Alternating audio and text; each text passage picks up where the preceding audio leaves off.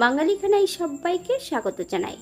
আপনারা তো অনেকভাবে ট্যাংরা মাছ রান্না করে খেয়েছেন। একবার আমার মতন করে সহজ পদ্ধতিতে আপনিও শিখে নিতে পারবেন ছোট ছোট টিপস সহ। তবে আজকে আমি এখানে ট্যাংরা মাছ রান্না করব মশলা ছাড়া। খেতে কিন্তু খুবই সুস্বাদু হয়েছিল। এতটাই সুস্বাদু হয়েছিল আপনি একবার রান্না করলে বারবার রান্না করবেন। তবে আজকে আমি এখানে মশলা ছাড়া কিভাবে চুই ঝাল দিয়ে ট্যাংরা মাছ রান্না করলাম, চলুন সেটা একবার দেখে নিয়ে যাক ভিডিওর মাধ্যমে। আশা করছি আজকের ভিডিওটি ভালো লাগবে। সকল বন্ধুদের কাছে অনুরোধ করছি সম্পূর্ণ ভিডিওটি দেখার। এখানে আমি 500 গ্রামের মতন ট্যাংরা মাছ নিয়ে নিয়েছি। ট্যাংরা মাছগুলো কিন্তু আগে থেকে কেটে রাখা আছে। এই পর্যায়ে আমি ট্যাংরা মাছগুলোকে প্রথমে ধুয়ে নেব।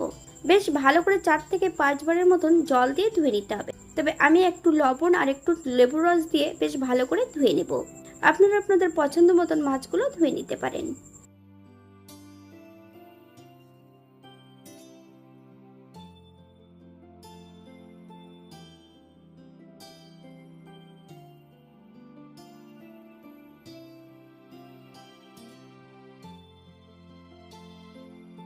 এখানে আমি অর্ধেকটা মাছ নিয়ে নিয়েছি। বেশ কিছুটা সবজি অ্যাড করব। কাঁচকলা, আলু, পটল বেশ লম্বা লম্বা করে কেটে নিয়েছি। আপনারা আপনাদের পছন্দ মতন সবজিটা কেটে নিতে পারেন।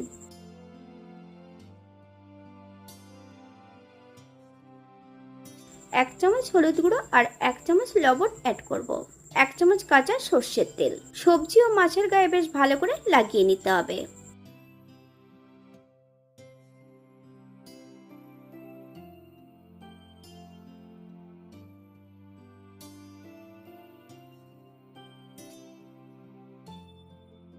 একটা কড়াইতে বেশ কিছুটা সাদা তেল অ্যাড করেছি। হাফ চামচ লবণ।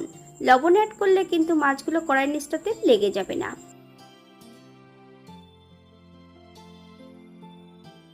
এই পর্যায়ে এক এক করে সম্পূর্ণ মাছগুলো ভেজে নেব। তবে এখানে মাছের পরিমাণ বেশি আছে, আমি এখানে দুবার ভেজে নেব। বাঙালি রান্না ঘরোয়া উপকরণ দিয়ে আপনাদের যদি রান্নাগুলো পছন্দ হয় তাহলে চ্যানেলটি একবার সাবস্ক্রাইব করে দিয়ে পাশে থাকবেন।